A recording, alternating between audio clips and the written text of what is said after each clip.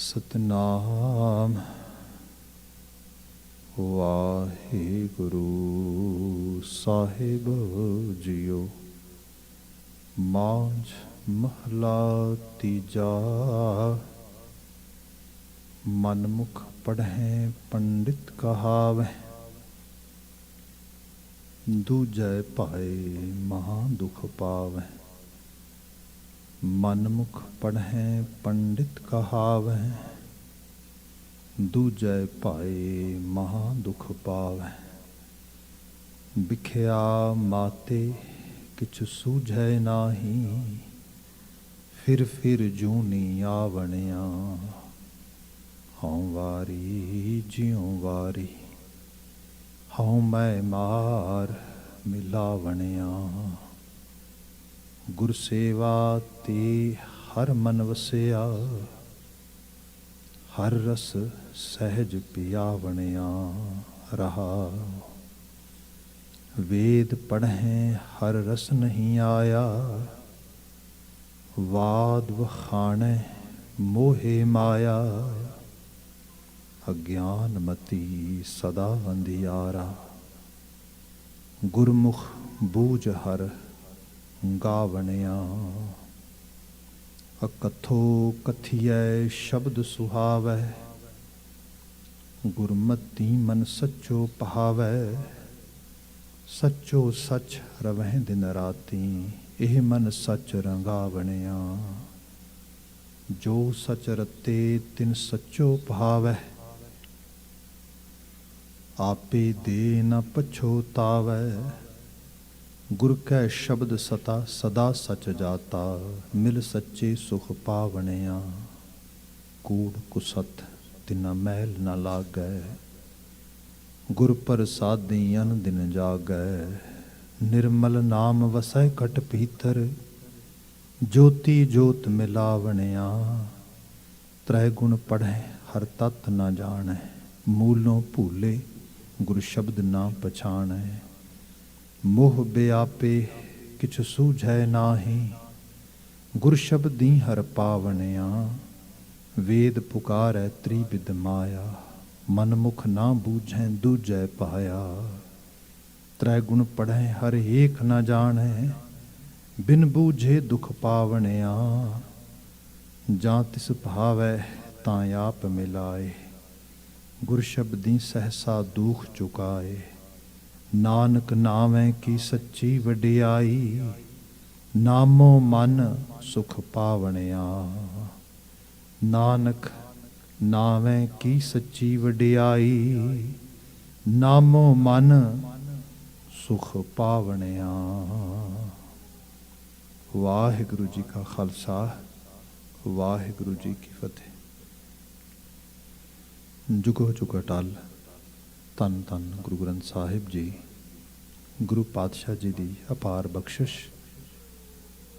टलदी शाम ओंटारियो खालसा दरबार के पावन दीवान हाल विच असी गुरु शब्द की आभा नूं माण रहे हैं। वडभागी हाँ।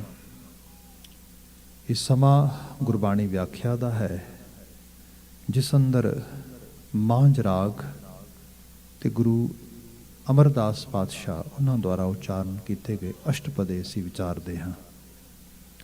जो शब्द आपने सरवण किया, ये ऑलमोस्ट असी 6 पदे दे विचारे ने। 2 पदे एक्चुअली ये बच्चे ने, जिन्हों की विचार असी अज करन दा यतन करांगे। विचार का आगाज़ रहाओ दे बंद तो ही कर रहे हाँ। गुरुदेव जिक्र करते, हऊँ वारी जियों वारी, हऊ मैं मार मिलावणिया। मैं कुर्बान जाना, वारने जाना उन्होंने तो जिन्हों ने हौमे नूं मारिया ते अपने आप दे नाल असल विच मलाप कर लिया, सच च मलाप कर लिया, गुरु च मलाप कर लिया। हौमे मार मिलावणिया, मिलावना यही है। क्योंकि एक कूड़ दा परदा आ, एक कंध आ, जिहड़ी बंदे दे विच एक अजीब तरह की मेर तेर, जिन्हों कह लो एक अजीब तरह का बेगानापन संसार के बाबत, अपने आप के बाबत बना के रख दी। इस तरह आ अजकल ਬਹੁਤ ਸਾਰੀਆਂ ਇੱਥੇ ਗੱਲਾਂ ਵੀ ਹੁੰਦੀਆਂ, ਬੜਾ ਲਿਟਰੇਚਰ ਵੀ ਲਿਖਿਆ ਜਾ ਚੁੱਕਿਆ, ਪੜ੍ਹਿਆ ਜਾ ਰਿਹਾ ਹੈ। ਜਿਵੇਂ ਹੋਲਿਸਟਿਕ ਹੀਲਿੰਗਸ ਦੇ ਅੰਦਰ ਅੱਜ ਕੱਲ੍ਹ ਐਨਰਜੀ ਹੀਲਰਸ ਜਾਂ ਹੋਰ ਇਹੋ ਜਿਹੀਆਂ ਚੀਜ਼ਾਂ ਕਹਿੰਦੇ ਕਿ ਯੂਨੀਵਰਸਲ ਐਨਰਜੀ ਹੈ। If you are going against that energy, then definitely you're gonna burn out, and if you're gonna follow the energy, then definitely it's gonna cooperate in your progress. So it's up to you, where do you want to see yourself. ਹੁਣ universal energy, ਕਿਉਂਕਿ ਜਿਹੜੀਆਂ visual reality 'ਚ ਜੀਣ ਵਾਲਾ ਸਮਾਜ ਬਣ ਗਿਆ, ਹਰ ਚੀਜ਼ ਨੂੰ ਕਿਤਾਬ ਪੜ੍ਹਨਾ ਬਹੁਤਾ ਫਨ ਨਹੀਂ ਰਹਿ ਗਿਆ ਐਨੀਮੋਰ। ਫਿਲਮ ਵੇਖਣੀ ਫਨ ਹੋ ਗਿਆ ਆ। ਕਿਤਾਬ ਵਿੱਚ ਤਾਂ ਕੁਛ ਵੀ ਨਹੀਂ ਗਾ, ਫਿਲਮ ਵਿੱਚ ਤਾਂ ਬਹੁਤ ਕੁਛ ਆ। ਪਰ ਸੱਚ ਇਹ ਹੈ, ਜਿਸ ਚੀਜ਼ ਨੂੰ ਫਿਲਮ ਬਣਾਉਂਦੇ ਆ ਉਹ ਲਿਮਿਟ ਕਰ ਦਿੰਦੀ ਹੈ ਤੁਹਾਡੀ ਇਮੈਜੀਨੇਸ਼ਨ ਨੂੰ। ਕਿਤਾਬ ਤੁਹਾਨੂੰ ਇਮੈਜਿਨ ਕਰਨ ਵਾਸਤੇ ਪ੍ਰੇਰਦੀ ਹੈ। ਕਿਤਾਬ ਸਮੁੰਦਰ ਹੈ, ਫਿਲਮ ਇੱਕ ਛੋਟਾ ਜਿਹਾ, ਇੱਕ ਕਹਿ ਲਓ ਕਿ ਛੋਟੀ ਜਿਹੀ ਲੇਕ ਆ, ਛੋਟਾ ਜਿਹਾ ਟੋਭਾ ਆ। ਸੋ ਦੁਨੀਆ ਇਸ ਲੈਵਲ 'ਤੇ ਹੋਈ ਹੈ। ਜਿਹੜੀ ਵਰਚੁਅਲ ਰਿਐਲਿਟੀ, ਜਦੋਂ ਅਸੀਂ ਉਸ ਲੈਵਲ 'ਤੇ ਜਾ ਰਹੇ ਹਾਂ ਤਾਂ ਉਹਦੇ 'ਚ ਅਸੀਂ ਅਸਲ ਰਿਐਲਿਟੀ ਭੁੱਲੀ ਜਾ ਰਹੇ ਹਾਂ। ਇਸ ਰੂਪ ਨੂੰ ਜਿਹੜਾ ਹੈਗਾ ਦੇਖਿਆ ਜਾਏ। ਖੈਰ, ਜਿਹੜੀ ਬੇਨਤੀ ਕਰਨ ਲੱਗਾ ਸੀਗਾ ਕਿ ਇਹ ਸਾਰੇ ਦੇ ਅੰਦਰ ਜਿਹੜੀ ਵਰਚੁਅਲ ਚੀਜ਼ਾਂ ਦੇਖੀਆਂ ਗਈਆਂ, ਜਿਵੇਂ ਬੱਚਿਆਂ ਦਾ ਅੱਜ ਕੱਲ੍ਹ ਬੜੀ ਦਿੱਕਤ ਆ ਰਹੀ ਬੱਚਿਆਂ ਨੂੰ। when they are in virtual world, they enjoy everything. They can handle guns, they can speed cars, they can kill people. Actually no one can stop them. But when they come in real world, that is really bad thing. Either they can keep on living in virtual reality, virtual world, or they want to do something in real world, like same way. ਇੱਥੋਂ ਫਿਰ ਕੀ ਹੁੰਦਾ ਆ, ਫਿਰ ਇੱਕ incident ਇੱਕ ਦੋ ਵਾਪਰਦੇ, ਲੋਕ ਕਹਿੰਦੇ ਹਾਹਾਕਾਰ ਮਚ ਜਾਂਦੀ, ਹੱਦ ਹੋ ਗਈ, ਐਵੇਂ ਵੀ ਕੋਈ ਕਰਦਾ ਆ? ਦੱਸ, 15-16 ਸਾਲ ਦਾ, 18 ਸਾਲ ਦਾ, 19 ਸਾਲ ਦਾ, 20 ਸਾਲ ਦਾ ਬੱਚਾ ਕੀ ਕਰਦਾ ਉਹਨੇ? ਭਾਈ ਗੱਲ ਇਹ ਹੈ ਕਿ ਉਹ ਵਰਚੁਅਲ ਰਿਐਲਿਟੀ 'ਚੋਂ ਆ ਰਿਹਾ, ਰੀਅਲ ਵਰਲਡ ਦਾ ਪਤਾ ਹੀ ਨਹੀਂ ਉਸਨੂੰ ਕੀ ਹੈਗਾ। ਸੋ ਐਗਜ਼ੈਕਟਲੀ ਇਸ ਚੀਜ਼ ਨੂੰ ਤੁਸੀਂ ਹੁਣ ਸਪਿਰਿਚੁਅਲ ਸਾਈਡ 'ਤੇ ਲੈ ਆਓ। When we talk about spiritual power or spiritual healing or some sort of, you can say, universal power, you should not go against that universal power. ਤੇ ਫਿਰ ਬੰਦਾ ਸੋਚਦਾ ਕਿ ਕੋਈ ਬਹੁਤ ਇੱਕ ਡਿਵਾਈਨ ਲਾਈਟ ਹੋਏਗੀ ਜਿਹੜੀ ਇੱਕ ਦਿਨ ਮੇਰੇ ਕੋਲ ਆਏਗੀ ਸੁਪਰਨੈਚੁਰਲ ਵੇ ਦੇ ਨਾਲ, and I feel sum sort of different person, and people start blaming in these things. I actually almost get these kind of talk almost every day. ਜਿੱਥੇ ਜਾ ਕੇ ਬੰਦੇ ਨੂੰ ਇਹੋ ਜਿਹੇ ਹਿਪਨੋਸਿਸ ਹੋਣੇ ਸ਼ੁਰੂ ਹੋ ਜਾਂਦੇ, ਬੰਦਾ ਜਿਹੜਾ ਹੈਗਾ ਇੱਕ ਤਰ੍ਹਾਂ ਦੇ ਨਾਲ ਸਾਈਕੋਸਿਸ ਵਰਲਡ ਵਾਲੇ ਪਾਸੇ ਵਧਣਾ ਸ਼ੁਰੂ ਹੋ ਜਾਂਦਾ, ਅਤੇ ਇੱਕ ਐਸੀ ਹਾਲਤ ਦੇ ਵਿੱਚ ਉਹ ਇੱਕ ਜਿਹਨੂੰ ਕਹਿ ਲਓ ਕਿ ਜਿਹੜਾ ਹੈਗਾ ਹੋਲਿਸੀਨੇਸ਼ਨ ਦੀ ਦੁਨੀਆ ਜੀਣ ਲੱਗ ਜਾਂਦਾ। ਸੋ ਇਹ ਸਾਰਾ ਕੌਨਸੈਪਟ ਕਿਉਂਕਿ ਸਮਝ ਨਹੀਂ ਆ ਰਿਹਾ, ਸਮਝ ਇਸ ਕਰਕੇ ਨਹੀਂ ਆ ਰਿਹਾ ਕਿ ਜਿਸ ਵਿਵੇਕ ਨੇ, ਇੰਟਲੈਕਟ ਨੇ ਸਮਝਾਉਣਾ ਸੀਗਾ, ਉਸ ਨੂੰ ਪਹਿਲਾਂ ਨੈਰੋ ਕਰ ਦਿੱਤਾ। ਉਹਦੀ ਦੁਨੀਆ ਦੀ ਇਮੈਜੀਨੇਸ਼ਨ ਜਿਹੜੀ ਸੀਗੀ, ਅਗੇਨ ਲੈਟ ਮੀ ਐਕਚੁਅਲੀ ਗੋ ਟੂਵਰਡ ਦ ਬੇਸਿਕ ਸਾਈਡ। ਸਾਡੀ ਜਿਹੜੀ ਇੱਕ ਤਰ੍ਹਾਂ ਦੇ ਨਾਲ ਲਿਸਨਿੰਗ ਹੈ ਨਾ, ਵਿਜ਼ੂਅਲ ਚੀਜ਼ ਨੂੰ ਕਰਕੇ ਪਰਸੀਵ ਕਰਨਾ, ਇਹ ਵੀ ਸਾਡੀ ਲਿਸਨਿੰਗ 'ਤੇ ਡਿਪੈਂਡ ਕਰਦਾ ਆ। ਜੇ ਲਿਸਨਿੰਗ ਪ੍ਰੋਪਰ ਨਹੀਂ ਹੈਗੀ ਬੰਦੇ ਦੀ, ਤੇ ਬੰਦਾ ਵਿਜ਼ੂਅਲ ਨੂੰ ਪ੍ਰੋਪਰ ਪਰਸੀਵ ਨਹੀਂ ਕਰ ਪਾਏਗਾ। ਇਸ ਕਰਕੇ ਜਿਹੜੇ ਲੋਕ ਗੂੰਗੇ ਬਹਿਰੇ ਹੁੰਦੇ ਨੇ, ਉਹਨਾਂ ਦੀ ਦੁਨੀਆ ਜਿਹੜੇ ਦੂਸਰੀ ਦੁਨੀਆ ਲੋਕਾਂ ਨਾਲੋਂ ਵੱਖਰੀ ਹੋ ਜਾਂਦੀ ਹੈ। ਸਿਰਫ ਇਸ ਕਰਕੇ ਨਹੀਂ ਕਿਉਂਕਿ ਉਹ ਦੋ ਚੀਜ਼ਾਂ ਨਹੀਂ, ਕਿਉਂਕਿ ਉਹ ਜੋ ਪਰਸੀਵ ਕਰ ਰਹੇ ਨੇ ਉਹ ਡਿਫਰੈਂਟ ਲੈਵਲ 'ਤੇ ਕਰ ਰਹੇ ਨੇ। ਇਨਫੋਰਮੇਸ਼ਨ ਜਿਹੜੀ ਉਹਨਾਂ ਦੀ ਉਸ ਲੈਵਲ ਦੀ ਨਹੀਂ ਹੈ ਰਹੀ ਜਿਹੜੀ ਆਮ ਦੁਨੀਆ 'ਚ ਆ ਰਹੀ ਹੈਗੀ। ਹੁਣ ਜੇ ਦੇਖਣਾ ਕਿ ਜਿਹੜੀ ਲਿਸਨਿੰਗ ਆ, ਇਹਦੀਆਂ ਵੈਸੇ ਤੇ ਸਾਡੇ ਲਿਸਨਿੰਗ ਕਰਨ ਦਾ ਜਿਹੜਾ ਤਰੀਕਾ ਆ, ਸਾਇੰਟੀਫਿਕ ਸਾਈਡ ਤੋਂ ਆ ਜਾਓ ਤੇ ਅਧਿਆਤਮਕ ਤਲ ਤੋਂ, ਗੁਰਮਤਿ ਸਕੂਲ ਆਫ ਥਾਟ ਵਿੱਚੋਂ ਵੀ ਆ ਜਾਓ। ਇਹਦੀਆਂ ਕਈ ਲੇਅਰਸ ਨੇ, ਕਈ ਇਹਦੇ ਡਿਫਰੈਂਟ ਜਿਹੜਾ ਹੈਗਾ ਲੈਵਲ ਨੇ। ਵੈਸੇ ਤੇ ਮੋਸਟਲੀ 10 ਕਹੇ ਜਾਂਦੇ ਨੇ, but will discuss only 5 as ਜਿਵੇਂ ਬਾਤ ਹੋਈ ਹੈ ਬਾਈ ਚਾਂਸ। ਉਹ 5 ਇਸ ਤਰ੍ਹਾਂ ਕਹਿ ਲਓ ਕਿ ਇੱਕ ਹੈਗਾ ਆ ਬਿਲਕੁਲ ਪਹਿਲਾ ਬੇਸਿਕ ਤਰੀਕਾ ਕਿ ਅਸੀਂ ਜਦੋਂ ਕੋਈ ਚੀਜ਼ ਸੁਣਦੇ ਹਾਂ, ਸੁਣਨ ਦੇ ਨਾਲ ਜਿਹੜੀ ਸਭ ਤੋਂ ਪਹਿਲੀ ਚੀਜ਼ ਆਉਂਦੀ ਸਾਡੇ ਅੰਦਰ, ਕਿਉਂਕਿ ਸਾਡਾ ਇੰਟਲੈਕਟ ਜਿਹੜੀ ਹੈ ਸਾਡੀ ਹੋਂਦ ਜਿਹੜੀ ਹੈ ਸਾਡੀ, ਉਹ ਕਿਤੇ ਵੀ ਨਹੀਂ ਸਵੀਕਾਰ ਸਕਦੀ ਕਿ ਮੈਨੂੰ ਦੱਸਣ ਵਾਲਾ ਵੱਡਾ ਹੈ ਤੇ ਮੈਂ ਛੋਟੀ ਹਾਂ। ਨੋ, ਜੇ ਇਹ ਚੀਜ਼ ਹੋਗੀ ਤੇ ਫਿਰ ਅਸੀਂ ਉਹਦੇ 'ਚ ਮਰਜ ਕਰ ਜਾਵਾਂਗੇ, ਫਿਰ ਸਾਡੀ ਹੋਂਦ ਖਤਮ ਹੋ ਜਾਏਗੀ। ਤੇ ਹੋਂਦ ਤੇ ਖਤਮ ਨਹੀਂ ਨਾ ਹੋਣੀ ਚਾਹੀਦੀ। ਹੋਂਦ ਤੇ ਸਰਵਾਈਵਲ ਸਾਡੇ ਕੋਲ ਹੈ, ਅਸੀਂ ਸਰਵਾਈਵ ਕਰਨਾ ਆ। ਫਿਰ ਕੀ ਹੁੰਦਾ, ਜਿਵੇਂ ਕੋਈ ਦੱਸਣ ਲੱਗਦਾ ਕੋਈ ਚੀਜ਼ ਤੇ ਅਸੀਂ ਉਸ ਨੂੰ ਇਮੈਜਿਨ ਕਰਨਾ ਸ਼ੁਰੂ ਕਰ ਦਿੰਦੇ। ਬੱਚੇ ਸਭ ਤੋਂ ਪਹਿਲਾਂ ਕਰਦੇ ਨੇ। ਇਸ ਕਰਕੇ ਬੱਚੇ ਦੀ ਜਿਹੜੀ ਲਿਸਨਿੰਗ ਆ ਛੋਟੀ ਉਮਰ ਦੇ ਵਿੱਚ, ਉਹਦੀ ਲਿਸਨਿੰਗ ਡਿਫਰੈਂਟ ਕਿਸਮ ਦੀ ਹੁੰਦੀ ਹੈ। ਉਹਨੂੰ ਤੁਸੀਂ ਜੇ ਤੁਸੀਂ ਬੜੇ ਲੌਂਗ ਸੈਂਟੈਂਸ ਬੋਲੋਗੇ, ਬੜੇ ਰਫ, ਬੜੇ ਹਾਰਡ ਕੋਰ ਦੇ ਤੇ ਬੜੇ ਜਿਹੜਾ ਹੈਗਾ ਮੈਚਿਓਰ ਵਰਡ ਬੋਲੋਗੇ, ਉਹਨਾਂ 'ਚ ਲੌਸਟ ਹੋ ਜਾਏਗਾ। ਉਹਨੂੰ ਜਿੰਨੇ ਸਿੰਪਲ ਵਰਡ ਤੇ ਬੜੇ ਸ਼ਾਰਟ ਫਾਰਮ ਦੇ ਵਿੱਚ ਦੱਸੋਗੇ, ਉਹਨਾਂ ਨੂੰ ਪਕੜ ਪਾਏਗਾ, ਪਰ ਉਹਦੇ ਵਿੱਚ ਵੀ ਉਹ ਇਮੈਜਿਨ ਕਰੇਗਾ। ਉਹਨੂੰ ਕੋਈ ਗੱਲ ਕਹੋਗੇ, ਇਮੈਜੀਨੇਸ਼ਨ ਚੱਲ ਜਾਏਗੀ ਉਹਦੀ ਰਾਈਟ ਵੇ। ਤੁਸੀਂ ਦੱਸ ਰਹੇ ਹੋ, ਤੁਸੀਂ ਜਿਹੜੀ ਪਹਿਲੀ ਲਾਈਨ ਬੋਲੀ, 2-4 ਗੱਲਾਂ ਬੋਲੀਆਂ, ਇਮੈਜਿਨ ਕਰ ਰਿਹਾ, ਤੁਸੀਂ ਅੱਗੇ ਬੋਲੀ ਜਾਓ, ਉਹਦਾ ਕੋਈ ਕਨੈਕਸ਼ਨ ਨਹੀਂ ਉਹਦੇ ਨਾਲ। ਪਹਿਲੀ ਲਿਸਨਿੰਗ ਦੀ ਇਹ ਲੈਵਲ ਹੁੰਦਾ ਆ, ਸਾਇੰਟੀਫਿਕਲੀ ਅੱਜ ਤੇ ਪ੍ਰੂਵਨ ਹੈ ਇਹਦੇ ਉੱਤੇ। ਫਿਰ ਇੱਕ ਦੂਸਰਾ ਜਿਹੜਾ ਅਸੀਂ ਮੈਚਿਓਰ ਲਿਸਨਰਸ ਹੈਗੇ ਆ, ਸਾਡੀ ਪ੍ਰੋਬਲਮ ਇਹ ਹੁੰਦੀ ਹੈ ਕਿਉਂਕਿ ਸਾਡੇ ਕੋਲ ਐਕਸਪੀਰੀਅੰਸ ਬਹੁਤ ਹੁੰਦਾ ਹੈ ਆਲੇ ਦੁਆਲੇ ਦਾ, ਜੀਵਨ ਦਾ, ਸਭ ਚੀਜ਼ਾਂ ਦਾ, ਸਾਡੀਆਂ ਮੈਮਰੀਜ਼ ਹੁੰਦੀਆਂ ਨੇ। ਉਹਦੇ ਜਦੋਂ ਅਸੀਂ ਕੋਈ ਚੀਜ਼ ਸੁਣਦੇ ਹਾਂ, ਰਾਈਟ ਵੇ ਕੋਈ ਮੈਮਰੀ, ਕੋਈ ਚੀਜ਼, ਕੋਈ ਯਾਦ, ਉਹ ਆ ਕੇ ਉੱਥੇ ਜਿਹੜੀ ਖੜੀ ਹੋ ਜਾਂਦੀ ਹੈ। ਅਸੀਂ ਸੁਣਨ ਦਾ ਅਗਲਾ ਪੜਾਅ ਲੈਣ ਦੀ ਬਜਾਏ ਉਹਦੇ 'ਚ ਲੌਸਟ ਹੋ ਜਾਂਦੇ ਹਾਂ। ਬਸ ਸਾਡੀ ਇੱਕਦਮ ਉੱਥੇ ਇੰਗੇਜਮੈਂਟ ਹੋ ਜਾਂਦੀ, ਉਸ ਤਰੀਕੇ ਨਾਲ ਅਸੀਂ ਉਹਦੇ ਨਾਲ ਸਾਂਝ ਪਾ ਲੈਂਦੇ, ਸਾਡਾ ਅਗਲਾ ਭੁੱਲ ਜਾਂਦਾ ਸਾਰੇ ਦਾ ਸਾਰਾ। ਇਹ ਦੋ ਸਿੱਧੇ ਤੌਰ 'ਤੇ ਲਿਸਨਿੰਗ ਦੀਆਂ ਤਰੀਕੇਕਾਰਤਾ ਨੇ। ਫਿਰ ਦੋ ਜਿਹੜੀਆਂ ਨੇ ਉਹ ਬਿਲਕੁਲ ਇਸ ਤਰ੍ਹਾਂ ਨੇ ਕਿ ਸਾਡੇ ਅੰਦਰ ਬਾਇਸ ਨੇ ਕਿਸੇ ਵੀ ਚੀਜ਼ ਦੇ ਅਪੋਜ਼ ਕਰਨ ਵਾਸਤੇ, ਕਿਸੇ ਵੀ ਚੀਜ਼ ਨੂੰ ਐਕਸੈਪਟ ਕਰਨ ਵਾਸਤੇ। ਤੇ ਜੇ ਸਪੋਜ਼ ਕਰੋ ਜਿਸ ਚੀਜ਼ ਨੂੰ ਮੈਂ ਅਪੋਜ਼ ਕਰਦਾ ਆ, ਮੈਨੂੰ ਉਸ ਕਿਸਮ ਦੀ ਕੋਈ ਚੀਜ਼ ਲਿਸਨ ਕਰਨ ਨੂੰ ਮਿਲੇਗੀ, ਮੇਰੇ ਅੰਦਰਲਾ ਜਿਹੜਾ ਉਹ ਬਾਇਸ ਇੱਕਦਮ ਬਾਹਰ ਆ ਜਾਏਗਾ ਤੇ ਉਹਨੇ ਉਸੇ ਵਕਤ ਮੈਨੂੰ ਤਿਆਰ ਕਰਨਾ ਸ਼ੁਰੂ ਕਰ ਦੇਣਾ ਕਿ ਓਕੇ, ਤੂੰ ਇਹਨੂੰ ਡਿਫੈਂਡ ਕਿਵੇਂ ਕਰਨਾ ਹੈਗਾ, keep on thinking about it. ਇਹ ਚੀਜ਼ਾਂ ਸਾਡੀਆਂ ਜਦੋਂ ਅਸੀਂ ਬਹੁਤ ਕਲੋਜ਼ ਰਿਲੇਸ਼ਨਸ਼ਿਪਸ ਦੇ ਵਿੱਚ ਕਮਿਊਨੀਕੇਟ ਕਰਦੇ ਹਾਂ, ਜਦੋਂ ਸਾਡੀ ਗੱਲਬਾਤ ਹੁੰਦੀ, ਇੰਟਰੈਕਟ ਕਰਦੇ ਹਾਂ, ਉੱਥੇ ਸਾਡੀ ਲਿਸਨਿੰਗ ਐਵੇਂ ਦੀ ਹੁੰਦੀ ਹੈ। ਅਸੀਂ ਉਹਨੂੰ ਨਹੀਂ ਸੁਣਦੇ, ਅਸੀਂ ਆਲਰੇਡੀ ਕੇਸ ਆਪਣਾ ਜਿਹੜਾ ਹੈਗਾ ਰੈਡੀ ਕਰ ਰਹੇ ਹੁੰਦੇ ਹਾਂ। ਭਾਵੇਂ ਆਪਣੇ ਪਹਿਲੇ ਦਿੱਤੇ ਆਰਗੂਮੈਂਟ ਦੀ ਫੇਵਰ ਵਿੱਚ ਇੱਕ ਹੋ ਸਕਦਾ ਹੈ, ਜਾਂ ਜੋ ਆਰਗੂਮੈਂਟ ਉਹ ਦੇ ਰਿਹਾ ਉਹਦੇ ਅਗੇਂਸਟ। ਇਹ ਦੋ ਲਿਸਨਿੰਗਸ ਨੇ। I hope we are all on the same page. Sorry for that ਕਿ ਲਿਸਨਿੰਗ ਦਾ ਜਿਹੜਾ ਲੈਵਲ ਆ, ਇੱਕ ਇਮੈਜੀਨੇਸ਼ਨ ਦਾ ਆ, ਇੱਕ ਐਕਚੁਅਲੀ ਜਿਹੜੀਆਂ ਪਾਸਟ ਮੈਮਰੀਜ਼ ਨੇ ਉਹਨਾਂ ਦੇ ਨਾਲ ਆ, ਤੀਸਰਾ ਤੇ ਚੌਥਾ ਬਾਇਸ ਅਪੋਜ਼ ਕਰਨ ਵਾਸਤੇ ਜਾਂ ਉਹਨੂੰ ਇੰਪੋਜ਼ ਕਰਨ ਵਾਸਤੇ, ਉਸ ਲੈਵਲ ਤੇ ਹੈ। ਫਿਰ ਇੱਕ ਪੰਜਵਾਂ ਲੈਵਲ ਆ ਜਿਹੜਾ ਐਗਜ਼ੈਕਟਲੀ ਜਿੱਥੇ ਲਿਸਨ ਕੀਤਾ ਜਾ ਰਿਹਾ ਉੱਥੇ ਹੀ ਬੰਦਾ ਆ ਜਾਏ, ਬਿਲਕੁਲ ਜਿਹੜਾ ਹੈਗਾ ਇਕੁਏਟਰ ਦੇ ਉੱਤੇ, ਉਸ ਲਾਈਨ ਦੇ ਉੱਤੇ। ਉਹ ਲਿਸਨਿੰਗ ਜਿਹੜੀ ਹੈ ਉਹ ਕਰਤਾਰੀ ਕੁਦਰਤ ਦੇ ਉਸ ਰੰਗ ਦੇ ਵਿੱਚ ਆਉਂਦੀ ਹੈ ਜਿੱਥੇ ਈਵਨ ਛੋਟਾ ਜਿਹਾ ਪਾਰਟ ਵੀ ਸਾਡਾ ਕਈ ਵਾਰੀ ਰੋਲ ਪਲੇ ਕਰ ਜਾਂਦਾ ਹੈ।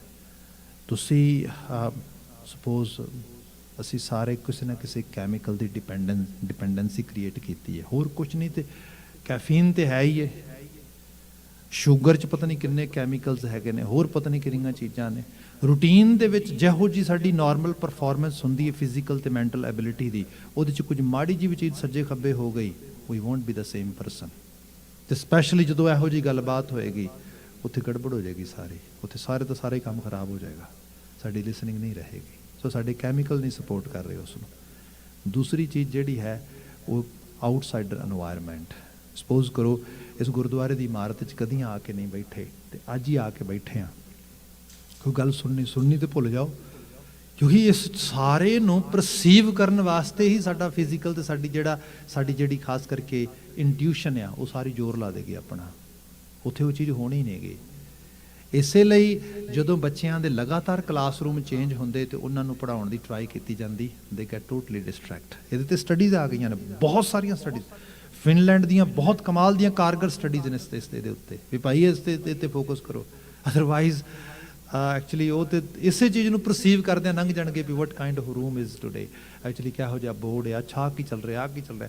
ਉਹ ਭਲੇ ਉਹ ਬੰਦੇ ਸਭ ਫੋਕਸ ਹੋਮ ਗਰਾਊਂਡ ਤੇ ਟੀਮਾਂ ਕਿਉਂ ਜਿੱਤਦੀਆਂ, ਕਿਉਂਕਿ ਇਹ ਨਹੀਂ ਕਿ ਉਹ ਉਸ ਲੈਵਲ ਤੇ ਆ। ਕਈ ਵਾਰੀ ਬੜੀ ਵੀਕ ਟੀਮ ਵੀ ਜਿੱਤ ਜਾਂਦੀ, ਹੋਮ ਗਰਾਊਂਡ ਦੇ ਉੱਤੇ ਇੱਕ ਨਵੀਂ ਟੀਮ ਹਾਰ ਜਾਂਦੀ, ਬੜੀ ਸਟਰੋਂਗ ਟੀਮ ਜਿਹੜੀ। ਰੀਜ਼ਨ ਕੀ ਹੋਇਆ? ਕਿਉਂਕਿ ਉਹਨਾਂ ਨੂੰ ਖੁਦ ਨੂੰ ਨਹੀਂ ਪਤਾ, ਉਹਨਾਂ ਦੇ ਬਿਲਕੁਲ ਅਨਕੌਂਸ਼ੀਅਸ ਲੈਵਲ ਤੇ ਕੋਈ ਚੀਜ਼ ਪਰਸੀਵ ਕਰ ਰਹੀ ਹੈ। ਜਿੰਨੇ ਨੂੰ ਪਰਸੀਵ ਦਾ ਪ੍ਰੋਸੈਸ ਪੂਰਾ ਹੁੰਦਾ ਉਹਨੇ ਨੂੰ ਗੇਮ ਓਵਰ ਹੋ ਜਾਂਦੀ। ਆਹ ਚੀਜ਼ਾਂ ਸੋ ਇਹ ਵੀ ਚੀਜ਼ ਆ, ਉਸ ਲੈਵਲ ਤੇ ਆ ਜਾਣਾ, ਉਸ ਤਰੀਕੇ ਨਾਲ ਆ ਜਾਣਾ।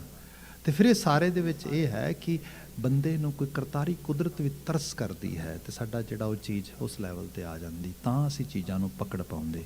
ਨਹੀਂ ਤੇ ਜਿਹੜੀ ਮੈਂ ਜਿਹੜੀ ਬੇਨਤੀ ਮੌਲਿਕ ਰੂਪ ਵਿੱਚ ਕਰ ਰਿਹਾ ਸੀਗਾ ਕਿ ਜਿਹੜਾ ਹਉਮੈ ਨੂੰ ਆਪਣੇ ਆਪ ਨੂੰ ਮੇਰ ਤੇਰ ਵਿੱਚੋਂ ਥੋੜ੍ਹਾ ਕੱਢਣਾ ਆ।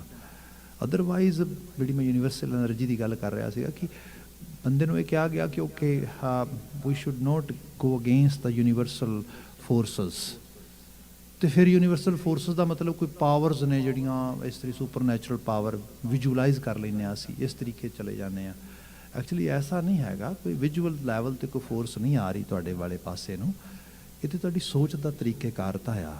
ਮੈਨੂੰ ਜੇ ਲੱਗਣ ਲੱਗ ਜਾਏ ਕਿ ਸਾਰੀ ਦੁਨੀਆ ਮੇਰੇ ਖਿਲਾਫ ਜਿਹੜੀ ਹੈ ਨਾ ਸਾਜ਼ਿਸ਼ਾਂ ਘੜ ਰਹੀ ਹੈ, ਬਹੁਤ ਹੈ ਮੇਰੇ ਲਈ। ਮੇਰੇ ਮਾਂ ਬਾਪ, ਮੇਰੇ ਭੈਣ ਭਰਾ, they can note tolerate my success at all. ਬਹੁਤ ਐਨਫ ਹੈ, ਇੰਨਾ ਬਹੁਤ ਹੈ। ਇੰਨਾ ਬੀਜ ਬੀਜਿਆ ਤੇ ਤਬਾਹੀ ਦਾ ਸਬਬ ਬਣ ਜਾਏਗਾ। ਮੇਰੇ ਲਈ ਇੰਨਾ ਬਹੁਤ ਆ ਕਿ ਜਿਹੜੇ ਕੈਨੇਡੀਅਨ ਲੋਕ ਨੇ ਰੇਸਿਸਟ ਨੇ ਐਂਡ ਦੇ ਡੋਂਟ ਲਾਈਕ ਬਰਾਊਨ ਪੀਪਲ। ਬਸ ਬਹੁਤ ਹੈ ਨਾ।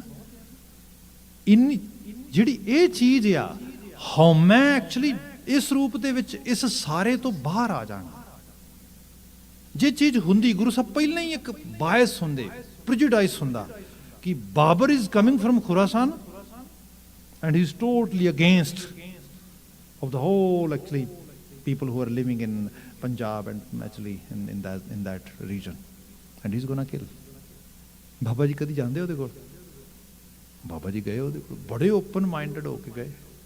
ਸਾਰੇ ਲੋਕ ਕਹਿ ਰਹੇ ਉਹ ਵੱਢ ਦੇਗਾ, ਕੱਟ ਦੇਗਾ। ਬਾਬਾ ਜੀ ਕਹਿੰਦੇ ਇਸ ਤਰ੍ਹਾਂ ਨਹੀਂ ਹੈਗਾ, ਪਾਗਲ ਤੇ ਹੈ ਨਹੀਂਗਾ ਉਹ। ਜੇ ਗੱਲ ਹੁੰਦੀ ਤੇ ਆਪਣੇ ਘਰ ਦੇ ਹੀ ਵੱਢ ਦਿੰਦਾ ਸਾਰੇ। ਉਹ ਘਰ ਦਾ ਤਾਂ ਕੋਈ ਨਹੀਂ ਵੱਢਿਆ ਉਹਨੇ, ਘਰ ਦੇ ਤਾਂ ਪਿਆਰ ਵੀ ਕਰਦਾ, ਬੱਚੇ ਵੀ ਪਾਲਦਾ, ਵਾਈਫ ਵੀ ਆ ਉਹਦੇ ਕੋਲ। ਮੇਨ ਕੁਝ ਉਹਦਾ ਮਿਸ਼ਨ ਆ, ਕੋਈ ਵਿਜ਼ਨ ਆ, ਤੇ ਉਹਨੂੰ ਰੋਂਗ ਇਨਫੋਰਮੇਸ਼ਨ ਦਿੱਤੀ ਕਿ ਉਹਦੇ ਨਾਲ ਗੱਲ ਕਰਾਂਗੇ ਜਾ ਕੇ। ਅਰੈਸਟ ਕੀਤਾ ਬਾਬੇ ਨੂੰ। ਤੇ ਸੱਚਾਈ ਇਹ ਹੈ, ਹਿਸਟਰੀ ਤੇ ਹੁਣ ਕੀ ਕੀਤਾ ਜਾਏ, ਜਿਸ ਦੁਨੀਆ 'ਚ ਰਹਿ ਰਹੇ ਹਾਂ ਸਾਡਾ ਆਪਣਾ ਰੋਲ ਨਹੀਂ ਐਡਾ ਵਧੀਆ ਰਹਿ ਗਿਆ। Being a nation we are not, sorry to say, don't take my word otherwise, but it's very serious. We are not actually mature people any more. ਮਾਫੀ ਚਾਹਾਂਗਾ, ਸੌਰੀ ਟੂ ਸੇ। ਮੈਨੂੰ ਬਹੁਤ ਸਾਰੀਆਂ ਚੀਜ਼ਾਂ ਬਹੁਤ ਹਰਟ ਕਰਦੀਆਂ ਅਕਸਰ, ਪਰ ਰੀਸੈਂਟਲੀ ਜਿਹੜਾ ਮੂਵ ਹੋਇਆ ਕਿਸਾਨ ਮੋਰਚਾ ਸਾਰਾ, ਇਟ ਰੀਲੀ ਗੈਟ ਹਰਟ। ਓ ਮਾਈ ਗॉश, ਮਤਲਬ ਅਜੀਬ ਤਰ੍ਹਾਂ ਦੀ ਹਾਲਤ ਹੈ ਸਾਡੀ। ਮੈਚਿਓਰਿਟੀ ਜਿਹੜੀ ਹੈ, ਵੀ ਆਰ ਲੂਜ਼ਿੰਗ ਦੈਟ। ਮਤਲਬ ਬੀਇੰਗ ਏ ਕੌਮ ਮੈਚਿਓਰ ਹੋਈਏ, ਕੁਛ ਕੀ ਕਰ ਰਹੇ ਹਾਂ?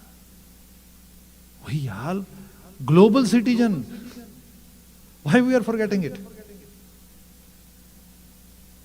ਅਸੀਂ ਗਲੋਬਲ ਸਿਟੀਜ਼ਨ ਆ, ਅਸੀਂ ਕੌਮਾਂਤਰੀ ਵਸਨੀਕ ਆ। ਅੱਜ ਸਿੱਖ ਨੇਸ਼ਨ ਫਲੋਟ ਕਰਦਾ ਦੁਨੀਆ ਦੇ ਉੱਤੇ ਇਸ ਤਰੀਕੇ ਦੇ ਨਾਲ। We are floating nation.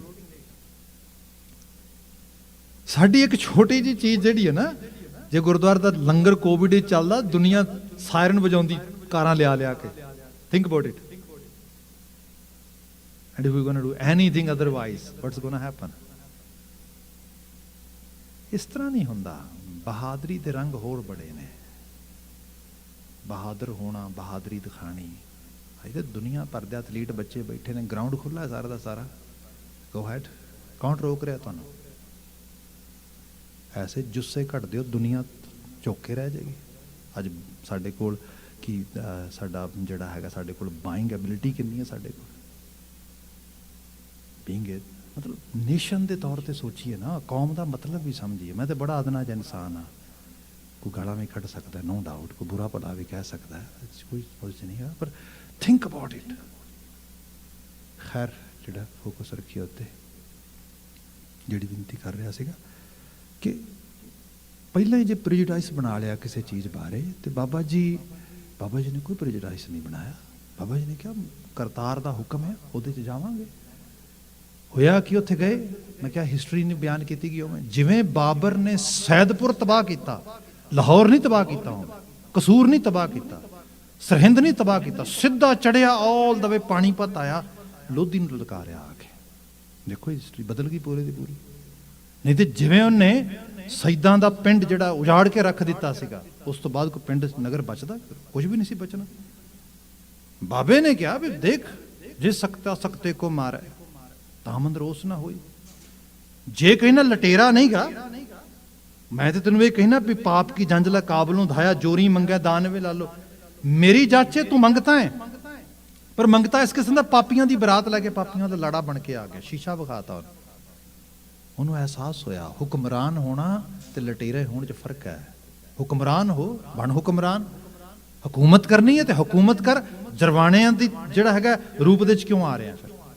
ਸੋ ਇਹ ਚੀਜ਼ ਆ, ਜੇ ਆਪਾਂ ਪਹਿਲਾਂ ਕਿਸੇ ਚੀਜ਼ ਬਾਰੇ ਬਾਇਸ ਬਣਾ ਲਿਆ ਅੰਦਰ, ਜਾਂ ਥਾਟ ਪਹਿਲਾਂ ਪਰਸੀਵ ਕਰ ਲਿਆ ਕਿਸ ਤਰੀਕੇ ਦੇ ਨਾਲ ਹੈ, ਉਵੇਂ ਇਮੈਜਿਨ ਕਰਨ ਲੱਗ ਗਏ, ਚੀਜ਼ਾਂ ਸਾਡੀ ਅੰਦਰ ਭਾਵੇਂ ਜਿੰਨੀ ਮਰਜ਼ੀ ਵਧੀਆ ਵੀ ਹੋਣ, ਉਹ ਵੀ ਅਸੀਂ ਨਹੀਂ ਸਾਨੂੰ ਅਹਿਸਾਸ ਪਾਵਾਂਗੇ। ਸੋ ਇਹ ਹੈ ਕਿ ਇੱਕ ਇਸ ਤਰੀਕੇ ਦੀ ਚੀਜ਼ ਲਿਆਂਦੀ ਜਾਏ ਜਿਹਦੇ 'ਚ ਸਾਰਾ ਸੰਸਾਰ ਸਾਡੇ ਖਿਲਾਫ, ਸਾਡੀ ਬਰਖਿਲਾਫਤ 'ਚ ਨਹੀਂ ਹੈਗਾ, ਬਲਕਿ ਸੰਸਾਰ ਦੇ 'ਚ ਮੇਰ ਤੇਰ ਦਾ ਪੱਖ ਆ ਜਿਹਦੇ ਤੋਂ ਅਸੀਂ ਸੁਧਾਰ ਕਰਨਾ ਹੈ, ਹਉਮੈ ਤੇ ਕੰਮ ਕਰਨਾ ਹੈ। ਬਾਕੀ ਮੇਰੇ ਵਰਗੇ ਨੇ ਸਾਰੇ, ਜੇ ਮੈਨੂੰ ਮੌਕਾ ਮਿਲੇ ਬੇਈਮਾਨੀ ਕਰਨ ਦਾ ਤੇ ਸ਼ਾਇਦ ਮੈਂ ਵੀ ਕਰਾਂਗਾ। ਮੈਂ ਦੂਜੇ ਨੂੰ ਬੇਈਮਾਨ ਕਹਿ ਕੇ ਨਫ਼ਰਤ ਕਰ ਰਿਹਾ ਬੜੀ ਜ਼ਿਆਦਾ। ਮਨੁੱਖ ਨੂੰ ਸੁਧਾਰਵਾਦੀ ਪਾਸੇ ਲਿਆਂਦਾ ਜਾਏ, ਮਨੁੱਖਤਾ ਦੀ ਤਲਹਟੀ ਤੇ ਖੜੇ ਰਹੇ। ਇਹ ਗੁਰੂ ਬਾਬਾ ਜੀ ਨੇ ਕਿਹਾ ਜਿਹੜਾ ਇਸ ਨੂੰ ਸਮਝ ਗਿਆ, ਹਉ ਵਾਰੀ ਜਿਉ ਵਾਰੀ ਹਉਮੈ ਮਾਰ ਮਿਲਾਵਣਿਆ, ਉਹ ਸਹੀ ਰੂਪ ਦੇ 'ਚ ਆਪਣੀ ਹਸਤੀ ਨੂੰ ਅਵਸਥਾ 'ਚ ਉਸ ਰੂਪ ਵਿੱਚ ਮਿਲਾਪ ਕਰ ਗਿਆ। ਫਿਰ ਕਿਹਾ ਗੁਰ ਸੇਵਾ ਤੇ ਹਰ ਮਨ ਵਸਿਆ। It's very hard, it's not easy to understand, but ਬਾਬਾ ਜੀ ਇਸ ਲੈਵਲ ਤੇ ਬਾਤ ਸਮਝ ਵੀ ਨਹੀਂ ਆਉਂਦੀ, ਕੀਤਾ ਕੀ ਜਾਏ। ਬਾਬਾ ਜੀ ਕਹਿੰਦੇ ਗੁਰ ਸੇਵਾ 'ਚ ਲੱਗ ਜਾ। ਗੁਰ ਸੇਵਾ ਸਾਡੀ ਹੁਣ ਸ਼ਬਦ ਦੀ ਸੇਵਾ ਤੋਂ ਸ਼ੁਰੂ ਹੁੰਦੀ, ਫਿਰ ਗ੍ਰੰਥ ਤੋਂ ਪੰਥ ਦੀ ਸੇਵਾ ਦੇ ਵਿੱਚ ਮਾਨਵਤਾ ਦੀ ਸੇਵਾ ਆ। ਇਹਦੇ 'ਚ ਕਰਦਿਆਂ ਬੰਦੇ ਦਾ ਸੁਧਾਰ ਹੋ ਜਾਂਦਾ। ਇਹ ਚੀਜ਼ ਬੰਦੇ ਨੂੰ ਅਹਿਸਾਸ 'ਚ ਆ ਜਾਂਦੀ। ਕਿਆ ਗੁਰ ਸੇਵਾ ਤੇ ਹਰ ਮਨ ਵਸਿਆ, ਹਰ ਰਸ ਸਹਿਜ ਪਿਆ ਬਣਿਆ। ਫਿਰ ਇੱਕ ਧਰਮੀ ਜੀਵਨ ਦਾ ਰਸ ਹੈ। ਧਰਮੀ ਜੀਵਨ ਦੀ ਕੋਈ ਪ੍ਰਾਪਤੀ ਰਿੱਧੀਆਂ ਸਿੱਧੀਆਂ ਨਹੀਂ ਗਈ। ਧਰਮੀ ਜੀਵਨ ਦੀ ਪ੍ਰਾਪਤੀ ਕੋਈ ਹਉਮੈ ਦੀ ਪੌੜੀ ਤੇ ਨਹੀਂ ਚੜ੍ਹ ਜਾਣਾ। ਧਰਮੀ ਜੀਵਨ ਦਾ ਮਤਲਬ ਕੋਈ ਦੂਜਿਆਂ ਨਾਲੋਂ ਸੁਪੀਰੀਅਰ ਹੋ ਕੇ ਧਰਤੀ ਤੇ ਆਪਣੇ ਆਪ ਨੂੰ ਸ਼ੋਅ ਕਰਨਾ ਨਹੀਂਗਾ। ਇਹ ਤੇ ਰਸ ਆ। ਰਸ ਕਾਹਦੇ 'ਚ ਆ? ਕੁਝ ਅਸੂਲਾਂ ਨੂੰ ਪਾਲਣ ਦੇ ਵਿੱਚ, ਕੁਝ ਡਿਸਿਪਲਿਨ ਨੂੰ ਫੋਲੋ ਕਰਨ ਦੇ ਵਿੱਚ, ਮਨੁੱਖਵਾਦੀ ਹੋਣ ਦੇ ਵਿੱਚ, ਉਹਦੀ ਬਾਤ ਕੀਤੀ ਇਹਦੇ ਅੰਦਰ। ਸਾਹਿਬ ਕਹਿੰਦੇ ਉਹਨੂੰ ਫਿਰ ਉਹ ਸਹਿਜੇ ਰੂਪ ਦੇ ਵਿੱਚ ਇੱਕ ਨੈਚੁਰਲ ਵੇ ਨਾਲ ਆ ਜਾਂਦਾ। ਹੁਣ ਆ ਜਾਈਏ 7 ਨੰਬਰ ਤੇ 8 ਨੰਬਰ ਪਦੇ ਦੇ ਵਿੱਚ ਮਹਾਰਾਜ ਜਿਹੜਾ ਬਿਆਨ ਕਰਦੇ ਨੇ, ਵੇਦ ਪੁਕਾਰੈ ਤ੍ਰਿਵਿਧ ਮਾਇਆ। ਫਿਰ ਦੇਖੋ ਹਰ ਲੈਵਲ ਤੇ ਜਿੱਥੇ ਜਿੱਥੇ ਅਸੀਂ ਹੁੰਦੇ ਹਾਂ ਸਾਨੂੰ ਚੈਲੰਜਸ ਹੁੰਦੇ ਨੇ ਡਿਫਰੈਂਟ ਕਿਸਮ ਦੇ। ਇੰਡੀਆ ਦੇ ਵਿੱਚ ਐਕੈਡੈਮਿਕ ਲੈਵਲ ਤੇ ਮੈਂ ਖੁਦ ਆਪਣੇ ਹੱਥਾਂ ਨਾਲ ਜਿਹੜਾ ਹੈਗਾ ਇਹ ਚੀਜ਼ਾਂ ਲਿਖੀਆਂ during my masters in literature. Gurbani 5ਵਾਂ ਵੇਦ ਹੈ ਜੋ ਕਿ ਪੜ੍ਹਾਇਆ ਜਾਂਦਾ ਹੈ, ਲੋਕੀ ਪੜ੍ਹਦੇ ਨੇ, ਅੱਜ ਵੀ ਪੜ੍ਹਦੇ ਨੇ ਬੱਚੇ, ਉੱਥੇ ਬਹੁਤ ਵੱਡੇ ਲੈਵਲ ਤੇ ਪੜ੍ਹਾਇਆ ਜਾਂਦਾ, ਪੂਰੀ ਤਰ੍ਹਾਂ ਪੂਰਾ ਐਕੈਡੈਮਿਕ ਵਰਲਡ ਤੇ ਕੰਮ ਕਰਦਾ ਹੈ। ਗੁਰਬਾਣੀ 5ਵਾਂ ਵੇਦ ਹੈ। ਪਰ ਜੇ ਆਪਾਂ ਸਹੀ ਰੂਪ ਵਿੱਚ ਦੇਖੀਏ ਤੇ ਗੁਰਬਾਣੀ ਵੈਦਿਕ ਫਲਸਫੇ ਤੋਂ ਟੋਟਲੀ ਡਿਫਰੈਂਟ ਹੈ। ਕਿਉਂਕਿ ਜਿਹੜੀ ਬਾਤ ਗੁਰਬਾਣੀ ਨੇ ਕਹੀ, ਗੁਰਬਾਣੀ ਨੇ ਇਹ ਕਿਹਾ ਵੇਦ ਕਤੇਬ ਕਹੋ ਮਤ ਝੂਠੇ ਝੂਠਾ ਜੋ ਨਾ ਵਿਚਾਰੀ। ਐਵੇਂ ਮਤਲਬ ਵੇਦ ਕਤੇਬ ਕਹਿ ਕੇ ਤੇ ਉਹਨਾਂ ਨੂੰ ਰੱਦ ਨਾ ਕਰੀ ਜਾਓ, ਪੜ੍ਹੋ ਉਹਨਾਂ ਨੂੰ, ਸਮਝੋ ਉਹਨਾਂ ਨੂੰ, ਦੇਖੋ ਉਹਨਾਂ 'ਚ ਵੇਦਾਂ ਮੈਂ ਨਾਮ ਉੱਤਮ ਸੋ ਸੁਣਿਆ ਨਾ ਹੀ ਫਿਰੈ ਜਿਉ ਬੇਤਾਲਿਆ। ਜਿਹੜੀ ਚੰਗੀ ਚੀਜ਼ ਹੈ ਫੜੋ ਉਹਦੇ 'ਚੋਂ। ਪਰ ਜਿਹੜਾ ਕੌਨਸੈਪਟ ਗੁਰਬਾਣੀ ਦਾ ਆ ਇਹ ਵੈਦਿਕ ਕੌਨਸੈਪਟ ਨਹੀਂ ਹੈਗਾ। ਵੈਦਿਕ ਕੌਨਸੈਪਟ ਸਾਰਾ ਬ੍ਰਹਮ ਤੇ ਮਾਇਆ ਤੇ ਖੜਾ ਹੈ। ਸਾਰੀ ਬਾਣੀ ਪਾਰ ਬ੍ਰਹਮ ਤੇ ਖੜੀ ਹੈ। ਸਿੱਧੇ ਤੌਰ ਤੇ ਫਰਕ ਹੈ ਇਹਦੇ 'ਚ। ਵੈਦਿਕ ਪ੍ਰਪਾਟੀ ਦੇ ਵਿੱਚ ਵੇਦ ਦੀ ਪੁੱਤਰੀ ਸਮ੍ਰਿਤੀ ਹੈ ਜਿਹੜੀ ਸਾਰੀ ਜ਼ੋਰ ਲਾਉਂਦੀ ਹੈ ਜਾਤ ਪ੍ਰਥਾ ਦੇ ਉੱਤੇ, ਜਿਹੜਾ ਹੈ ਕਾਸਟਿਜ਼ਮ ਦੇ ਉੱਤੇ। ਸਾਰਾ ਗੁਰੂ ਗ੍ਰੰਥ ਸਾਹਿਬ ਇਸ ਤੋਂ ਇਹਨੂੰ ਰੱਦ ਕਰਕੇ ਬਾਹਰ ਕੱਢਦਾ। ਬੇਸਿਕਸ ਚੀਜ਼ਾਂ ਫਰਕ ਦੇਖੋ ਤੁਸੀਂ ਇਸ ਲੈਵਲ ਤੇ। ਸੋ ਇਹ ਰੂਪ ਦੇ ਵਿੱਚ ਫਿਰ ਇਹਨੂੰ ਜੇ ਅਸੀਂ ਫਿਲਾਸਫੀਕਲ ਸਾਈਡ ਤੇ ਆ ਜਾਈਏ, ਜਿਹੜੀ ਆ ਬਚਨ ਆ ਰਿਹਾ ਮਹਾਰਾਜ ਬਿਆਨ ਕਰਦੇ, ਵੇਦ ਪੁਕਾਰੈ ਤ੍ਰਿਵਿਧ ਮਾਇਆ। ਤੇ ਇਕੱਲੇ ਵੇਦ ਦਾ ਮਤਲਬ ਇੱਕ ਸ਼ਾਸਤਰ ਦੀ ਗੱਲ ਨਾ ਕਰ ਲਈ ਜਾਏ, ਜਿੰਨਾ ਫਲਸਫਾ ਹੈ ਦੁਨੀਆ ਭਰ ਦਾ ਧਾਰਮਿਕ ਤੌਰ ਤੇ ਖਾਸ ਕਰਕੇ ਜਦੋਂ ਬਾਤ ਕਰਦੇ ਹਾਂ, ਉਹਦੇ 'ਚ ਤ੍ਰਿਵਿਧ ਰਜੋ ਤਮੋ ਤੇ ਸਦੋ ਬਿਰਤੀ ਤੇ ਜ਼ੋਰ ਦਿੱਤਾ ਗਿਆ। 3 ਬਿਰਤੀਆਂ ਬੰਦੇ ਨੂੰ ਕੰਮ ਕਰਨ ਤੇ ਲਾਉਂਦੀਆਂ ਨੇ, ਰਜੋ ਤਮੋ ਤੇ ਸਦੋ। ਇਹਨੂੰ ਜਨਰਲਾਈਜ਼ ਕੀਤਾ ਗਿਆ। ਰਜੋ ਬਿਰਤੀ ਵੈਸੇ ਦੀ ਵਿਆਖਿਆ ਬੜੀ ਡਿਫਰੈਂਟ ਹੈ ਹਰ ਧਰਮ ਸ਼ਾਸਤਰ ਦੇ ਮੁਤਾਬਕ, ਜਾਂ ਹਰ ਇੱਕ ਸ਼ਬਦਕੋਸ਼ ਦੇ ਅਕੋਰਡਿੰਗਲੀ ਤੁਹਾਨੂੰ ਇਹ ਚੀਜ਼ਾਂ ਵੈਰੀ ਕਰਨਗੀਆਂ। But as I perceive or as I understand in some sort of actually you can say my own experience and education exposures that is ਰਜੋ ਬਿਰਤੀ ਜਿਹੜੀ ਹੈ ਰਾਜਕ ਬਿਰਤੀ ਹੈ। ਰਾਜਕ ਬਿਰਤੀ ਬੜੀ ਜ਼ੋਰਾਵਰ ਹੁੰਦੀ ਹੈ, ਰਿਜ਼ਕ ਆਫਰੀਨ ਕਰਦੀ ਬੰਦੇ ਨੂੰ। ਤੁਸੀਂ ਘਰੋਂ ਨਿਕਲੇ, ਘਰੋਂ ਨਿਕਲਦਿਆਂ ਨਾਲ ਸਾਹਮਣੇ ਗੱਡੀ ਨਿਕਲੀ, ਇੱਕਦਮ ਮਨ ਚ ਆਇਆ ਐਵੇਂ ਦੀ ਕਾਰ ਚਾਹੀਦੀ ਹੈ, ਰਜੋ ਬਿਰਤੀ ਹੈ, ਜ਼ੋਰ ਪਾਉਂਦੀ ਹੈ। ਮਕਾਨ ਗੁਰਦੁਆਰਾ ਸਾਹਿਬ ਹੀ ਆਏ, ਆ ਕੇ ਮੱਥਾ ਟੇਕਣ ਲੱਗੇ, ਸਾਹਮਣੇ ਗੁਲਦਸਤਾ ਦੇਖਿਆ, ਇੱਕਦਮ ਬਿਰਤੀ ਆ ਗਈ, ਹਾਂ ਇਹ ਨਾ ਮੇਰੇ ਡਾਈਨਿੰਗ ਟੇਬਲ ਤੇ ਚਾਹੀਦਾ ਐਵੇਂ ਦਾ ਗੁਲਦਸਤਾ। ਇਹ ਭੁੱਲ ਹੀ ਗਿਆ ਗੁਰਦੁਆਰੇ ਬੈਠਾ ਮੈਂ ਆ ਕੇ। ਰਜੋ ਬਿਰਤੀ ਹੈ ਹਰ ਲੈਵਲ ਤੇ। ਕਿਸੇ ਦਾ ਕੱਪੜਾ ਪਾਇਆ ਦੇਖਿਆ, that's good shirt, I really want to actually wear that kind of ਰਜੋ ਬਿਰਤੀ ਹੈ। ਇਹ ਜਦੋਂ ਸਾਡੇ ਅੰਦਰ ਮੈਨੀਫੈਸਟ ਹੋ ਜਾਂਦੀ ਬੜੇ ਡੀਪ ਲੈਵਲ ਤੇ, ਬੰਦਾ ਇਹਦੇ ਵਾਸਤੇ ਫਿਰ ਐਫਰਟ ਪਾਉਣ ਲਈ ਤਿਆਰ ਹੋ ਜਾਂਦਾ ਹੈ। ਈਵਨ ਕਈ ਵਾਰੀ ਜੋ ਬਹੁਤ ਹੋਰ ਜ਼ਿਆਦਾ ਇਹ ਸਾਨੂੰ ਆਪਣੀ ਜਕੜ ਵਿੱਚ ਫੜ ਲਏ ਤੇ ਫਿਰ ਬੰਦੇ ਨੂੰ ਸਹੀ ਗਲਤ ਵੀ ਭੁੱਲ ਜਾਂਦਾ। ਬੰਦਾ ਕਹਿੰਦਾ ਬਸ ਆਹੀ ਲੈਣਾ, ਜੋ ਮਰਜ਼ੀ ਹੋ ਜਾਏ। ਤੁਸੀਂ ਦੇਖੋ ਮੁਕੱਦਮੇਬਾਜ਼ੀਆਂ ਹੁੰਦੀਆਂ, ਜ਼ਮੀਨਾਂ ਵਾਸਤੇ ਲੜਾਈਆਂ ਹੁੰਦੀਆਂ, ਭਰਾਵਾਂ ਦੇ ਕਤਲ ਹੋ ਜਾਂਦੇ ਆ, ਇਹੋ ਜਿਹੀਆਂ ਚੀਜ਼ਾਂ। ਰਜੋ ਬਿਰਤੀ ਇਹ ਬਿਰਤੀ ਇਹਦੇ 'ਚ ਬੰਦਾ ਮੋਸਟਲੀ ਇਹਦੇ ਜਿੰਦਾ। ਤੇ ਇਹ ਬਿਰਤੀ ਨੂੰ ਜਿਹੜਾ ਬੈਲੈਂਸ ਵੇ ਦੇ ਨਾਲ ਵੇਖਿਆ ਜਾਏ, ਜੇ ਇਹ ਜ਼ੋਰਾਵਰ ਹੋ ਜਾਏ ਤੇ ਬੰਦਾ ਕਮਲਾ ਹੋ ਜਾਂਦਾ। Sorry to say immigrant community ਦੇ ਵਿੱਚ ਇਹ ਬਹੁਤ ਜ਼ੋਰਾਵਰ ਪਾਈ ਜਾਂਦੀ ਬਿਰਤੀ। ਉਹਨਾਂ ਨੂੰ ਜ਼ਿੰਦਗੀ ਦਾ ਮਕਸਦ ਹੀ ਇਹ ਲੱਗਦਾ ਹੈ ਬਸ ਚੀਜ਼ਾਂ ਕਮਾਣੀਆਂ, ਖਰੀਦਣੀਆਂ ਤੇ ਬਣਾਉਣੀਆਂ, ਦੈਟਸ ਇਟ। ਕਿਉਂਕਿ ਜਿਹੜਾ ਪਹਿਲਾ ਗੋਲ ਸੀਗਾ ਲੈ ਕੇ ਆਏ ਸਾਂ ਆਪਾਂ ਇੱਥੇ, ਇਹਦੇ 'ਚ ਹੀ ਫਿਰ ਜਿੰਦਾ। ਇਹ 'ਚੋਂ ਬਾਹਰ ਆਉਣਾ ਬੜਾ ਹਾਰਡ ਆ। ਇਸ ਤੋਂ ਬਾਅਦ ਜਿਹੜੀ ਬਿਰਤੀ ਆਉਂਦੀ ਹੈ ਉਹ ਹੈਗੀ ਐਕਚੁਅਲੀ ਜਿਹੜੀ ਹੈਗੀ ਹੈ ਰਜੋ ਤਮੋ ਬਿਰਤੀ, ਜਿਹੜੀ ਖਾਸ ਕਰਕੇ ਇਹਨੂੰ ਇਸ ਤਰ੍ਹਾਂ ਕਹਿ ਲਓ, ਇਹਨੂੰ ਹਾਲਾਂਕਿ ਕੁਝ ਲੋਕ ਤਾਮਸੀ ਬਿਰਤੀ ਵੀ ਕਹਿ ਦਿੰਦੇ ਨੇ, ਉਸ ਲੈਵਲ 'ਤੇ ਤਮਾ ਵਾਲੇ ਪਾਸੇ ਲੈ ਜਾਂਦੇ ਨੇ, ਪਰ ਇਹਨੂੰ ਇਸ ਤਰ੍ਹਾਂ ਜਾਣੋ ਕਿ ਇਹ ਬੰਦੇ ਨੂੰ ਤਪਾਉਂਦੀ ਹੈ। ਤਪਾਉਂਦੀ ਇਸ ਰੂਪ ਦੇ ਵਿੱਚ ਆ ਕਿ ਜੇ ਪਹਿਲੀ ਬਿਰਤੀ ਵਧੀ ਹੈ ਤੇ ਉਸ ਲੈਵਲ 'ਤੇ ਚੀਜ਼ਾਂ ਤੇ ਪੂਰੀਆਂ ਨਹੀਂ ਹੋਣਗੀਆਂ। ਜਦੋਂ ਪੂਰੀਆਂ ਨਹੀਂ ਹੋਣਗੇ ਬੰਦਾ ਕਲਪੇਗਾ। ਜਿਹੜਾ ਕਲਪਿਆ ਹੋਇਆ ਬੰਦਾ ਆ ਫਿਰ ਉਹਦੇ ਜੀਵਨ ਦਾ ਅਮਲ ਕੈਸਾ ਹੋਏਗਾ? ਉਹ ਅਮਲ ਦੇ ਵਿੱਚ ਫਿਰ ਗੁੱਸਾ ਵੀ ਹੋਏਗਾ, ਅਗਰੈਸ਼ਨ ਵੀ ਹੋਏਗਾ, ਬਹੁਤ ਸਾਰੀਆਂ ਚੀਜ਼ਾਂ ਹੋਣਗੀਆਂ। ਇਹਦੇ ਵਿੱਚੋਂ ਫਿਰ ਬੰਦੇ ਦੀ ਫਰਸਟ੍ਰੇਸ਼ਨ, ਬਿਨਾਂ ਵਜ੍ਹਾ ਗੁੱਸਾ, ਬਿਨਾਂ ਵਜ੍ਹਾ ਇਹ ਚੀਜ਼ਾਂ ਨਿਕਲਦੀਆਂ ਬਾਹਰ। ਇਹਦੇ 'ਚ ਫਿਰ ਬੰਦੇ ਦੇ ਹਾਵ ਭਾਵ, ਰਹਿਣ ਸਹਿਣ, ਇਹ ਸਾਰੇ ਦੇ ਅੰਦਰ ਇੱਕ ਤਰ੍ਹਾਂ ਦੀ ਪਸ਼ੂ ਬਿਰਤੀ ਆ ਜਾਂਦੀ ਹੈ। ਜੇ ਇਸ ਪਸ਼ੂ ਬਿਰਤੀ 'ਚ ਆ ਜਾਏ, ਜੇ ਤੇ ਚਲੋ ਕੰਮ ਚੱਲ ਜੇ ਤੇ ਚੱਲ ਜੇ ਉਸ ਰੂਪ ਦੇ ਵਿੱਚ, ਤੇ ਜੇ ਅੱਗੋਂ ਬਹੁਤ ਜ਼ੋਰਾਵਰ ਫੋਰਸ ਦੂਜੇ ਪਾਸਿਓਂ ਵੀ ਮਿਲੇ, ਇਹ ਜ਼ਰੂਰੀ ਤਾਂ ਨਹੀਂ ਹੈਗਾ ਵੀ ਮੇਰੇ ਗੁੱਸਾ ਵਧਿਆ, ਦੂਜੇ ਦਾ ਵਧਿਆ ਹੋ ਸਕਦਾ। ਜ਼ਰੂਰੀ ਤਾਂ ਨਹੀਂ ਮੇਰੀ ਅਗਰੈਸ਼ਨ ਬੜਾ ਹਾਈ ਹੈ, ਦੂਜੇ ਦਾ ਵੀ ਅਗਰੈਸ਼ਨ ਵਧਿਆ ਹੋ ਸਕਦਾ। ਜਦੋਂ ਬੰਦੇ ਨੂੰ ਬਹੁਤ ਜ਼ਿਆਦਾ ਇਸ ਪਾਸਿਓਂ ਅਪੋਜੀਸ਼ਨ ਮਿਲੇ, ਫਿਰ ਕਈ ਵਾਰੀ ਬੰਦਾ ਸਦੋ ਬਿਰਤੀ 'ਚ ਵੀ ਆ ਜਾਂਦਾ। ਜਿਹੜੀ ਸਦੋ ਬਿਰਤੀ ਹਾਲਾਂਕਿ ਇਹਨੂੰ ਚੰਗਾ ਮੰਨਿਆ ਗਿਆ, ਪਰ ਐਕਚੁਅਲੀ ਚੰਗਾ ਨਹੀਂ ਹੁੰਦਾ। ਇਹਦੇ 'ਚ ਇਹ ਹੁੰਦਾ ਕਿ ਬੰਦਾ ਬਿਲਕੁਲ ਪੈਸਿਵ ਹੋ ਜਾਏ।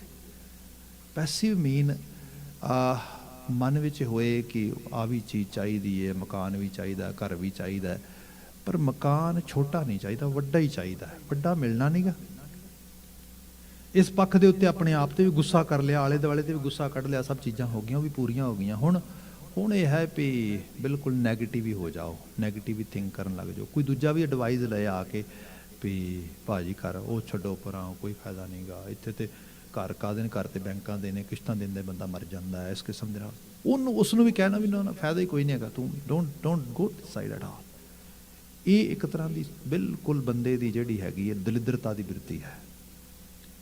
ਇਸ ਬਿਰਤੀ ਦੇ ਵਿੱਚ ਹੀ ਬੰਦਾ ਜਿੰਦਾ ਆ। ਤੇ ਇਹ ਤਿੰਨਾਂ ਚੋਂ ਇੱਕ ਵੀ ਜ਼ੋਰਾਵਰ ਹੋ ਸਕਦੀ, ਤਿੰਨਾਂ ਦਾ ਵੀ ਅਸਰਾਰ ਹੋ ਸਕਦਾ ਹੈ ਸਾਡੇ ਐਕਸਪੀਰੀਅੰਸ, ਸਾਡੀ ਸੋਚ, ਸਾਡੀ ਚੋਇਸਿਸ ਦੇ ਅਕੋਰਡਿੰਗਲੀ। ਇਹਨਾਂ ਦੇ ਤ੍ਰਿਵਿਧ ਦੇ ਵਿੱਚ ਬੰਦਾ ਜੀ ਰਿਹਾ ਹੈਗਾ। ਤੇ ਜਿਹੜਾ ਮੋਸਟਲੀ ਸਾਡਾ ਫਲਸਫਾ ਹੈ ਸਾਰਾ ਦਾ ਸਾਰਾ ਦੁਨੀਆ ਦਾ, ਇਹਨਾਂ ਤਿੰਨਾਂ ਬਿਰਤੀਆਂ ਨੂੰ ਜਾਂ ਸਪੋਰਟ ਕਰਦਾ ਜਾਂ ਪ੍ਰਮੋਟ ਕਰਦਾ ਆ। ਇਹ ਤੇ ਫੋਕਸ ਆ। ਗੁਰੂ ਬਾਬਾ ਜੀ ਬਿਆਨ ਕਰਦੇ, ਇੱਥੇ ਬਚਨ ਹੈ ਮਹਾਰਾਜ ਕਹਿੰਦੇ, ਬੇਦ ਪੁਕਾਰ ਹੈ ਤ੍ਰਿਵਿਧ ਮਾਇਆ। ਇਸ ਮਾਇਆ ਨੂੰ ਪੁਕਾਰ ਰਿਹਾ ਵਾਰ-ਵਾਰ। ਹਾਲਾਂਕਿ ਚਾਹੀਦਾ ਇਹ ਹੈ ਕਿ ਗੁਰੂ ਅਮਰਦਾਸ ਸਾਹਿਬ ਦਾ ਇੱਕ ਸ਼ਬਦ ਹੈ, ਮਹਾਰਾਜ ਬਿਆਨ ਕਰਦੇ, ਏਕਮ ਏਕ ਹੈ ਆਪ ਉਪਾਇਆ, ਦੁਬਿਧਾ ਦੂਜੀ ਤ੍ਰਿਵਿਧ ਮਾਇਆ। ਚੌਥੀ ਪੌੜੀ ਗੁਰਮੁਖ ਉੱਚੀ ਸੱਚੋ ਸੱਚ ਕਮਾਵਣਿਆ। ਇੱਕ ਚੌਥੀ ਪੌੜੀ ਤੇ ਚੜ੍ਹ ਜਾਣਾ। ਚੌਥੀ ਪੌੜੀ ਤੇ ਚੜ੍ਹ ਜਾਣਾ ਮੀਨ ਇਹਨਾਂ ਤਿੰਨਾਂ ਦਾ ਇੱਕ ਬੈਲੈਂਸਡ ਰੂਪ ਆ ਜਾਣਾ। ਇਸ ਤਰੀਕੇ ਦੇ ਨਾਲ ਸੰਤੋਖ ਦਾ ਭਾਵ ਜਿਹੜਾ ਹੈਗਾ, ਜੀਵਨ ਕਮਾਉਣਾ ਵੀ, ਜੀਵਨ ਹੰਡਾਉਣਾ ਵੀ, ਜੀਵਨ ਦੇ ਵਿੱਚ ਹੱਕ ਹਕੂਕ ਦੀ ਬਾਤ ਵੀ ਰੱਖਣੀ, ਆਪਣੇ ਸੁਭਾਅ ਨੂੰ ਵੀ ਨਹੀਂ ਛੱਡਣਾ, ਕਿਸੇ ਦੇ ਵਾਸਤੇ ਜਿਹੜਾ ਹੈਗਾ ਖੱਡੇ ਵੀ ਨਹੀਂ ਪੱਟਣੇ, ਤੇ ਫਿਰ ਬਿਲਕੁਲ ਸੰਸਾਰ ਦੇ ਵਿੱਚ ਗਲਤਾਨ ਨਹੀਂ ਹੋ ਜਾਣਾ, ਬਲਕਿ ਉਹਦੇ ਜਿਹੜੇ ਕੌਨਸੀਕੁਐਂਸਿਸ ਹੈਗੇ ਨੇ ਸਹੀ ਗਲਤ, ਉਹਨਾਂ ਨੂੰ ਵੀ ਅੱਖਾਂ ਵਿੱਚ ਪਾ ਲੈਣਾ। ਇਹ ਸਾਰੇ ਨੂੰ ਬੈਲੈਂਸਡ ਵੇ ਨਾਲ, ਇਹ ਚੌਥੀ ਪੌੜੀ ਹੈ। ਇਹਦੇ 'ਚ ਗੁਰਮੁਖ ਜਿੰਦਾ ਆ। ਉਹ ਸੰਸਾਰ ਵਿੱਚ ਜਿੰਦਾ ਰਹਿੰਦਾ, ਸਭ ਕਮਾਉਂਦਾ ਹੰਡਾਉਂਦਾ, ਪਰ ਇੱਕ ਪਕੜ ਤੋਂ ਬਾਹਰ ਰਹਿ ਕੇ। ਗੁਰੂ ਬਾਬਾ ਜੀ ਕਹਿੰਦੇ ਜਿਹੜੀ ਉਹ ਫਲਸਫਾ ਜਿਹੜਾ ਸੰਸਾਰ ਪੜ੍ਹਾ ਰਿਹਾ, ਵੇਦ ਪੁਕਾਰਿਆ ਤ੍ਰਿਵਿਧ ਮਾਇਆ, ਮਨਮੁਖ ਨਾ ਬੂਝੈ ਦੂਜੈ ਪਾਇਆ, ਜਿਹੜਾ ਦੂਜੇ ਭਾਅ ਦੇ ਵਿੱਚ ਹੈ ਉਸ ਨੂੰ ਇਹ ਚੀਜ਼ ਸਮਝ ਵੀ ਨਹੀਂ ਆਉਂਦੀ। ਜਿਵੇਂ ਅੱਜ ਦਾ ਸੰਸਾਰ ਅਸੀਂ ਦੇਖੀਏ, ਸਾਡੇ ਆਈਡੀਅਲ ਜਿਹੜੇ ਨੇ ਉਹ ਵੱਡੇ ਵੱਡੇ ਕਾਰਪੋਰੇਟ ਘਰਾਣੇ ਨੇ। ਅਮਰੀਕਨ ਡ੍ਰੀਮ ਦਾ ਮਤਲਬ ਸਮਝੋ, ਅਮਰੀਕਨ ਡ੍ਰੀਮ ਦਾ, ਜਿਵੇਂ ਬੱਚੇ ਸਾਡੇ ਜਿਹੜੇ ਪੜ੍ਹਦੇ ਸਕੂਲਾਂ ਯੂਨੀਵਰਸਿਟੀ ਦੇ ਵਿੱਚ ਜਾਂਦੇ, ਡ੍ਰੀਮ ਕੀ ਹੈ? Bill Gates. ਡ੍ਰੀਮ ਕੀ ਹੈ? ਮਤਲਬ ਐਮਾਜੋਨ ਵਰਗੀ ਕੰਪਨੀ ਖੜੀ ਕਰਨੀ, ਫੇਸਬੁੱਕ ਵਰਗਾ ਕੋਈ ਜਾਇੰਟ ਖੜਾ ਕਰਨਾ, ਗੂਗਲ, ਇਹ ਡ੍ਰੀਮ ਹੈ। ਹੁਣ ਇਸ ਡ੍ਰੀਮ ਨੂੰ ਉਹ ਲਿਵ ਕਰਨ ਦੀ ਟਰਾਈ ਕਰਦੇ ਉਸ ਰੂਪ ਦੇ ਵਿੱਚ, ਇਸ ਕਿਸਮ ਦੀ ਇੱਕ ਪ੍ਰਵਿਰਤੀ ਦੇ ਨਾਲ ਚੱਲਦਾ। ਜੇ ਆਪਾਂ ਇਸ ਸਾਰੇ ਦੇ ਵਿੱਚ ਦੇਖੀਏ, ਜਦੋਂ ਡ੍ਰੀਮ ਬਹੁਤ ਜ਼ਿਆਦਾ ਜ਼ੋਰ ਪਾ ਲੈਂਦਾ, ਆਪਣਾ ਕੈਰੀਅਰ, ਆਪਣੀ ਜ਼ਿੰਦਗੀ ਕੁਝ ਵੀ ਚੰਗਾ ਨਹੀਂ ਲੱਗਦਾ। ਇੱਕਦਮ ਬੰਦਾ ਜਿਹੜਾ ਹੈਗਾ, ਇਸ ਤਰ੍ਹਾਂ ਕਹਿ ਲਓ ਕਿ ਤਾਮਸ ਭਾਵ ਦੇ ਵਿੱਚ ਆ ਜਾਂਦਾ। ਫਿਰ ਇਹੋ ਜਿਹੇ ਵੀ ਤੁਹਾਨੂੰ ਮਿਲ ਜਾਣਗੇ ਜਿਹੜੇ ਬਿਲਕੁਲ ਸਦੋ ਬਿਰਤੀ 'ਚ ਆ ਜਾਣਗੇ ਉਸ ਰੂਪ ਦੇ ਵਿੱਚ। ਸੋ ਸਾਰੇ ਦੇ ਅੰਦਰ ਇਹ ਸੰਸਾਰ ਇਸ ਕਿਸਮ ਦੇ ਨਾਲ ਜੀ ਰਿਹਾ, ਜਿਹੜੀ ਆਪਾਂ ਇਹਨਾਂ ਮੁਲਕਾਂ ਦੇ ਵਿੱਚ ਇੱਕ ਫਰਸਟ੍ਰੇਸ਼ਨ ਦੇਖ ਰਹੇ ਹਾਂ। ਅੱਜ ਹੀ ਅਮਰੀਕਨ ਕਾਂਗਰਸ ਨੇ ਵੱਡਾ ਫੈਸਲਾ ਕੀਤਾ ਕਿ ਨੇ ਇਸ ਜਿਹੜਾ ਹੈਗਾ ਕਾਂਗਰਸ ਮੈਂਬਰ ਨੇ ਇਸ ਚੀਜ਼ ਨੂੰ ਜਿਹੜਾ ਹੈਗਾ ਐਕਸੀਲੇਟ ਕੀਤਾ ਸਾਰੇ ਰੂਪ ਦੇ ਵਿੱਚ। ਠੀਕ ਹੈ, ਇੱਕ ਅੱਧੇ ਬੰਦੇ ਨੂੰ ਤੁਸੀਂ ਪਨਿਸ਼ ਕਰ ਲਓਗੇ, ਮਤਲਬ ਕਰਨਾ ਵੀ ਚਾਹੀਦਾ ਉਸ ਰੂਪ ਦੇ ਵਿੱਚ, ਪਰ ਜਿਹੜੀ ਸੁਸਾਇਟੀ ਦੇ ਵਿੱਚ, ਸੁਸਾਇਟੀ ਐਟ ਹੋਲ ਜਿਹੜਾ ਅਸੀਂ ਆਲ ਓਵਰ ਸੁਸਾਇਟੀ ਦੇਖਦੇ ਹੈਗੇ ਆ, ਉਸ ਸਾਰੇ ਦੇ ਅੰਦਰ ਜਿਹੜੀ ਇੱਕ ਅਜੀਬ ਤਰ੍ਹਾਂ ਦੀ ਇੱਕ ਫਰਸਟ੍ਰੇਸ਼ਨ ਜਿਹੜੀ ਲਗਾਤਾਰ ਬੀਜੀ ਜਾ ਰਹੀ ਹੈ, ਉਹਨੂੰ ਕੋਈ ਐਡਰੈਸ ਨਹੀਂ ਕਰ ਰਿਹਾ। ਜੋ ਇਹ ਬਿਰਤੀ ਹੈ, ਜਿੱਥੇ ਸਾਡਾ ਪੂਰਾ ਦਾ ਪੂਰਾ ਐਜੂਕੇਸ਼ਨ ਸਿਸਟਮ ਫੇਲ ਹੋ ਰਿਹਾ ਹੈ, ਸਾਡਾ ਐਡਮਿਨਿਸਟ੍ਰੇਸ਼ਨ ਫੇਲ ਹੋ ਰਿਹਾ ਹੈ, ਤੇ ਇਸ ਸਾਰੇ ਦੇ ਵਿੱਚੋਂ ਹੀ ਮਤਲਬ ਇੱਕ ਖੂਨੀ ਰੰਗ ਨਿਕਲਦਾ ਫਿਰ ਮੁੜ ਕੇ ਬਾਅਦ ਦੇ ਵਿੱਚ। ਹਾਲਾਂਕਿ ਬੰਦੇ ਦਾ ਸਰਵਾਈਵਲ ਜਿਹੜਾ ਆ ਉਹਨੂੰ ਫਿਰ ਬਚਾ ਲੈਂਦਾ, ਉਹਨੂੰ ਲੱਗਦਾ ਕਿ ਨਹੀਂ, ਜਿਵੇਂ ਉਹ ਕਹਿੰਦੇ ਨਾ ਵੀ ਅਗਰ ਆਗ ਲੱਗੇਗੀ ਇਸ ਮੁਹੱਲੇ ਕੋ ਤੋ ਜ਼ਦ ਮੇਂ ਕੇਵਲ ਮੇਰਾ ਮਕਾਨ ਨਹੀਂ ਹੈ। ਮਤਲਬ ਜੇ ਮੁਹੱਲੇ ਨੂੰ ਅੱਗ ਲੱਗੀ ਨਾ, ਸਾਰੇ ਨੂੰ, ਸਾਰਾ ਪਿੰਡ ਸੜਿਆ, ਤੇ ਉਹਦੇ 'ਚ ਇਕੱਲਾ ਮੇਰਾ ਘਰ ਥੋੜ੍ਹਾ ਆ, ਦੂਜਿਆਂ ਦੇ ਵੀ ਘਰ ਹੈਗੇ ਨੇ। ਬੰਦਾ ਇਸ ਕਿਸਮ ਦੀ ਪ੍ਰਵਿਰਤੀ 'ਚ ਆ ਜਾਂਦਾ। ਬੰਦਾ ਕਹਿੰਦਾ ਵੀ ਠੀਕ ਹੈ, ਜੇ ਵਾਇਲੈਂਸ ਹੀ ਫੈਲਦੀ ਜਿਸ ਹੁੰਦਾ ਤੇ ਹੋਣ ਦਿਓ ਫਿਰ। ਪਰ ਕਈ ਵਾਰੀ ਬੰਦੇ ਨੇ ਵੀ ਲੱਗਦਾ ਕਿ ਨਹੀਂ, ਬੜੀ ਮੁਸ਼ਕਲ ਬਣਾਇਆ ਘਰ, ਬੜੀ ਮਿਹਨਤ ਕਰਕੇ ਬਣਾਇਆ, ਫਿਰ ਮੈਂ ਤੇ ਸਰਵਾਈਵਲ ਦੇ 'ਚ ਆ ਜਾਂਦਾ ਹੈ ਬੰਦਾ ਉਸ ਲੈਵਲ 'ਤੇ। ਫਿਰ ਕੋਈ ਬਚਾਅ ਵੀ ਹੋ ਜਾਂਦਾ। ਜਿਵੇਂ ਇੱਕਦਮ ਤੁਸੀਂ ਦੇਖੋਗੇ ਰਾਈਟ ਵਿੰਗਸ ਇੱਕਦਮ ਪੂਰਾ ਜ਼ੋਰ 'ਤੇ ਸੀਗਾ ਜਦੋਂ ਟਰੰਪ ਦੀ ਬਾਤ ਹੋਈ, ਜਦੋਂ ਦੇਖਿਆ ਵੀ ਉਹ ਮਾਈ ਗੁੱਡਨੈਸ ਆ ਕੀ ਹੋਣ ਲੱਗਾ, ਤੇ ਅਨਸਿਵਲਾਈਜ਼ਡ, ਇਹਦੇ ਮਤਲਬ ਸਟਰੀਟ ਵਾਰ ਹੋ ਜਾਏਗੀ। ਹਾਲਾਂਕਿ ਲੋਕੀ ਡਰ ਰਹੇ ਸੀ ਸਭ ਹੋ ਜਾਏਗਾ, ਬੜੇ ਇੱਕਦਮ ਜਿਹੜਾ ਹੈਗਾ ਉਹ ਸਟੈਪ ਬੈਕ ਕਰ ਗਏ। ਉਹ ਕਹਿੰਦੇ ਨਹੀਂ, ਇੱਕਦਮ ਉਹਨਾਂ ਸਾਰਿਆਂ ਨੇ ਉਸਨੂੰ ਕਿਹਾ ਕਿ ਨਹੀਂ, ਐਕਸੈਪਟੇਬਲ ਹੀ ਨਹੀਂ ਹੈਗਾ। ਤੇ ਫਿਰ ਇਸ ਕਰਕੇ ਥੋੜਾ ਬਹੁਤਾ ਚੱਲੀ ਜਾਂਦਾ, ਨਹੀਂ ਤਾਂ ਅਦਰਵਾਈਜ਼ ਬੀਜ ਤੇ ਇਹਦੇ ਬੀਜੇ ਜਾ ਰਹੇ ਉਹ ਸਾਰੇ ਉਸ ਰੂਪ ਦੇ ਅੰਦਰ। ਤੇ ਇਹ ਪੁਰਾਣੇ ਸਮੇਂ ਤੋਂ ਰਿਹਾ। ਬੰਦੇ ਦਾ ਮਾਨਵ ਪੱਖੀ ਹੋਣ ਦਾ ਮਤਲਬ ਸਮਝੋ, ਮਾਨਵ ਪੱਖੀ ਹੋਣ ਦਾ ਮਤਲਬ ਇਹ ਨਹੀਂ ਕਿ ਲਾਲਚ ਕ੍ਰੀਏਟ ਕਰ ਦੇਣਾ। ਮਾਨਵ ਪੱਖੀ ਹੋਣ ਦਾ ਮਤਲਬ ਇਹ ਹੈ ਕਿ ਮਨੁੱਖਤਾ ਦੇ ਰਹਿਣ ਸਹਿਣ ਉਹ ਸਾਰੇ ਵਾਸਤੇ, ਤੇ ਫਿਰ ਬੰਦੇ ਨੂੰ ਸਪਿਰਿਟ ਦੇ ਲੈਵਲ ਤੇ ਲੈ ਕੇ ਆਉਣਾ, ਉਦੋਂ ਹੀ ਬੰਦਾ ਸਿਵਲ ਹੋਏਗਾ। ਗੁਰੂ ਬਾਬਾ ਜੀ ਇੱਥੇ ਜਿਹੜੀ ਬਾਤ ਕਰਦੇ, ਮਹਾਰਾਜ ਕਹਿੰਦੇ ਮਨਮੁਖ ਨਾ ਬੂਝੈ ਦੂਜੈ ਪਾਇਆ। ਪਰ ਮਨ ਦੇ ਮੁਰੀਦ ਨੂੰ ਦੀ ਕੋਈ ਸਮਝ ਨਹੀਂ ਆਉਂਦੀ, ਉਹ ਫਿਰ ਦੂਜੇ ਪਾਓ ਕਿਸੇ ਹੋਰ ਦੁਨੀਆ 'ਚ, ਕਿਸੇ ਹੋਰ ਵਰਲਡ 'ਚ ਜੀ ਰਿਹਾ ਹੈਗਾ ਆ।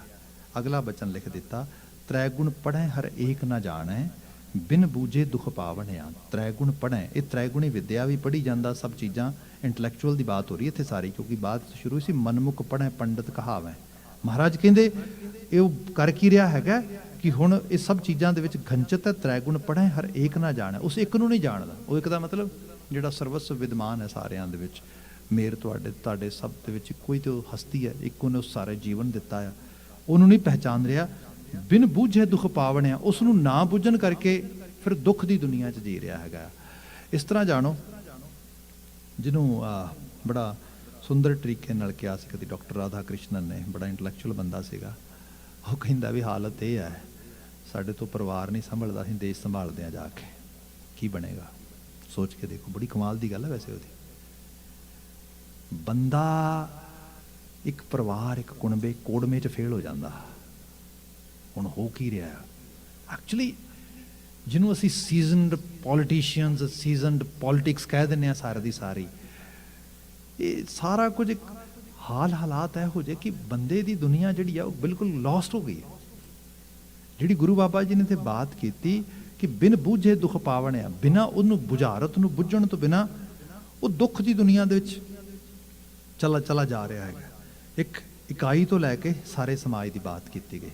ਇਹਦੇ 'ਚ ਸਾਡਾ ਜਿਹੜਾ ਮੁੱਖ ਰੂਪ ਵਿੱਚ ਬਾਤ ਹੈ ਉਹ ਹੈਗੀ ਹੈ ਕਿਹੋ ਜਿਹੀ ਵਿੱਦਿਆ ਪੜ੍ਹਨੀ ਹੈ, ਕਿਹੋ ਜਿਹੀ ਵਿੱਦਿਆ ਪੜ੍ਹਾਉਣੀ ਹੈ।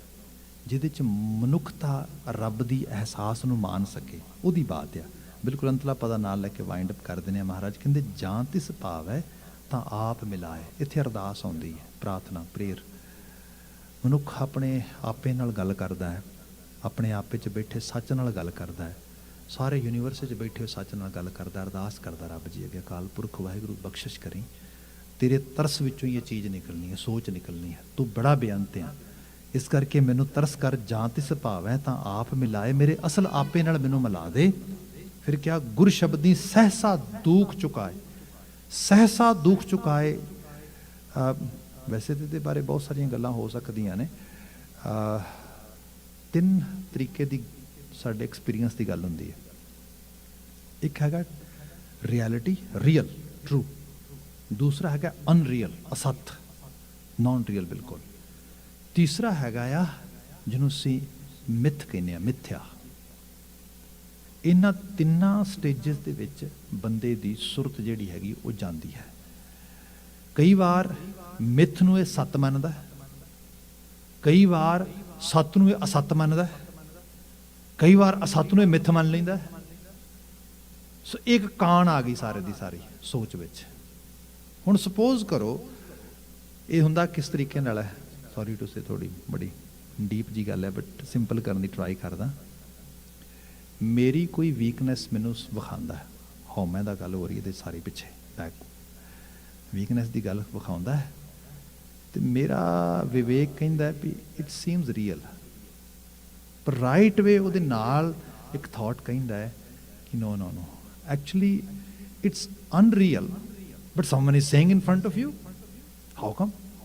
That means that's his or her myth. ਹੁਣ ਆ ਜਿਹੜੀ ਚੀਜ਼ ਆ ਗਈ ਇਹਨੇ ਸਾਰੀ ਗੜਬੜ ਕਰਤੀ। ਨਹੀਂ ਤੇ ਸੁਧਰ ਜੇ, ਸੁਧਾਰ ਹੋ ਜਾਏ। ਹੁਣ ਆ ਇਸ ਰੂਪ ਵਿੱਚ ਬਾਤ ਆ। ਤੇ ਕਈ ਵਾਰ ਇਹ ਵੀ ਹੋਏਗਾ, ਸਪੋਜ਼ ਕਰੋ ਮੈਂ ਇੱਕ ਆਪਣੀ ਵੀਕਨੈਸ ਦੀ ਗੱਲ ਕਰ ਰਿਹਾ, ਜਾਂ ਮੈਂ ਕਿਸੇ ਬਾਰੇ ਕੋਈ ਓਪੀਨੀਅਨ ਬਣਾਉਣਾ,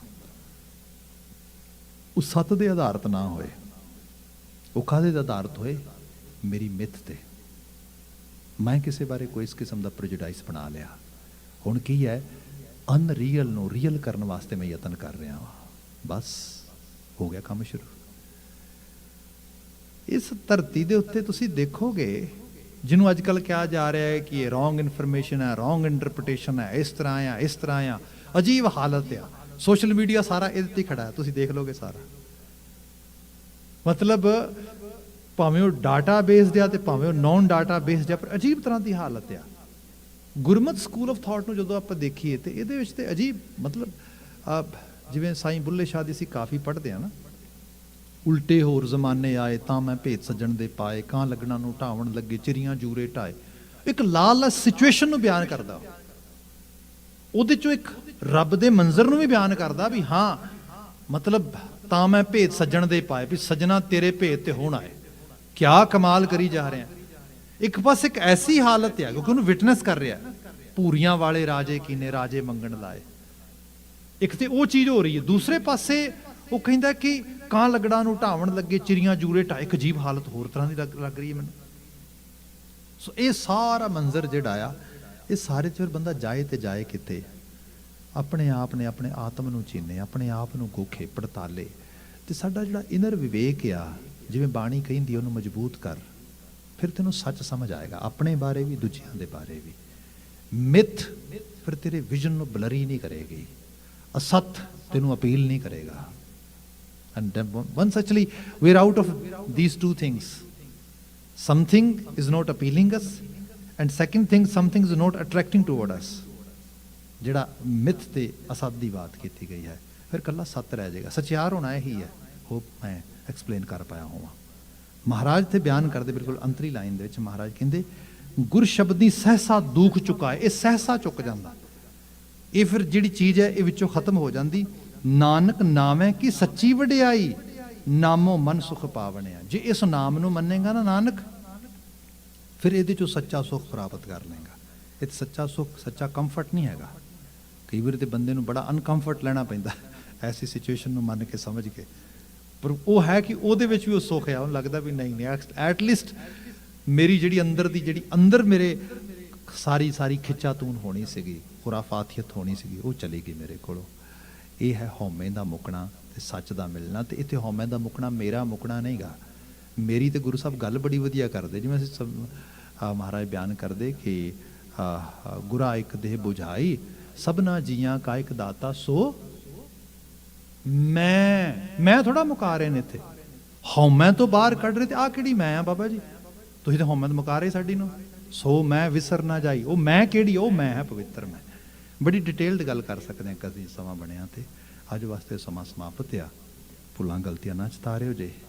ਇੱਥੇ ਸਮਾਪਤੀ ਕਰਦੇ ਹਾਂ। ਕਹਿ ਦੇਣਾ ਜੀ ਵਾਹਿਗੁਰੂ ਜੀ ਕਾ ਖਾਲਸਾ, ਵਾਹਿਗੁਰੂ ਜੀ ਕੀ ਫਤਿਹ।